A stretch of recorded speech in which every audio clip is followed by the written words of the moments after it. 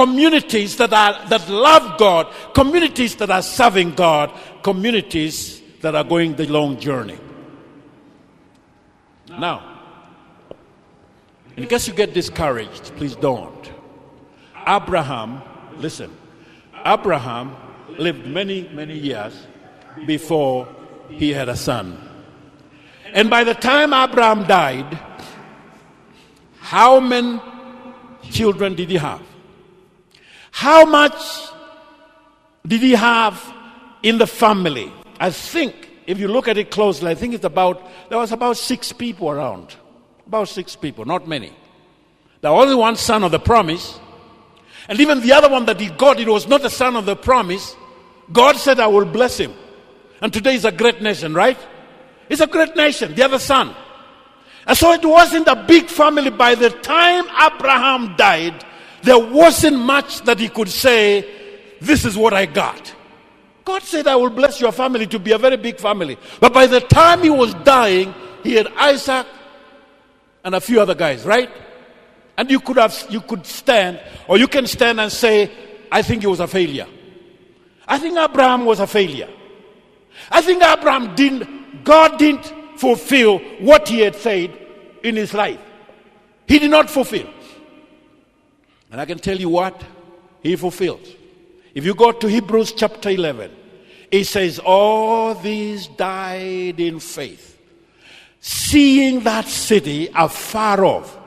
They saw the city of faith afar off, and they died before they reached there, but they're already there. They're already there. They saw it by faith. Someday, they're going to be there. As we sit here in CCIT this morning, there are people, believers, who've gone before us. We've been in funerals, and we've told some people so long, we'll see you on the other side. They've already gone. They looked for that city. They looked for that city whose maker and builder is God. That is the city I want to go. That is the city you and I should go to as we have begun this journey. Don't give up. Don't give up, no matter what happens. Let's go all the way up to the end. Let's go until the end. Don't give up because of challenges of life. God will show up when he needs to show up. And even when he has not shown up, he is still around. He's still nearby. Somebody was dead and gone.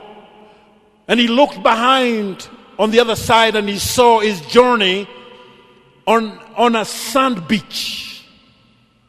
And he saw his mark, the mark of his shoes as he was walking. And there was always another set of footprints on the side. It was his journey of faith. There were 2 sets of footprints, 2 sets. Meaning, Jesus was walking with this believer all his life. As he was walking, Jesus was walking beside. But all of a sudden, there's sometimes a period in life where he noted that there was only one set of footprints. One set. Only one person walking. And he asked Jesus, Jesus, what happened here? Why did you desert me when I really needed you? He remembered that is the time when I most needed Jesus. That is the time when I was sick. That is the time I was so discouraged. That is the time I had so much pain. I couldn't make it. And I'm only seeing one set of footprints. Jesus said, do you know what? That time you could not walk, so I carried you. So I carried you. That's the set of footprints that you see are mine. They are not yours. You could not walk. I carried you at that time because you could not walk, my Lord. My Lord. When I am discouraged and worn out completely, that my feet, my legs can't hold me, he lifts me up. He lifts me up and he carries me until I'm strong enough. He can put me on the ground to work.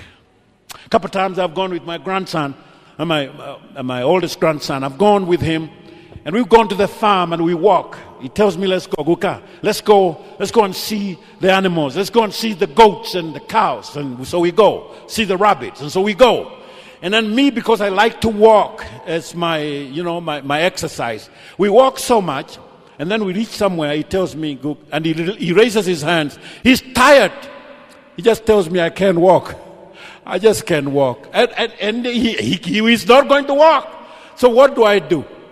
I take him, I pick him up, place him on my shoulder, and we can walk. And he starts telling me stories as we walk. That is exactly what Jesus does to us. Jesus will lift you up in this journey of faith. That you will not need to walk anymore. He will lift you. Is it school fees you're lacking? Is it sickness this morning? Where's your faith? Where's your faith? Are you struggling? Are you just about there? Are you just about there? I'm saying, get in touch with him. Get in touch with him. Make him a personal God.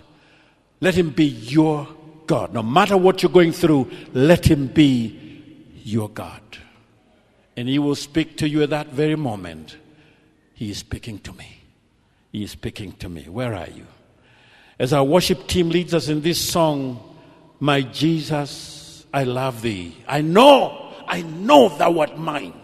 If you're there and you need to pray with you about your faith, about where you were, about tough times in your walk, in your faith, you can come. We will pray together with you. My Jesus, I love thee. Confess it. Say it loudly, my Jesus, I love thee, because I know thou art mine. My Jesus.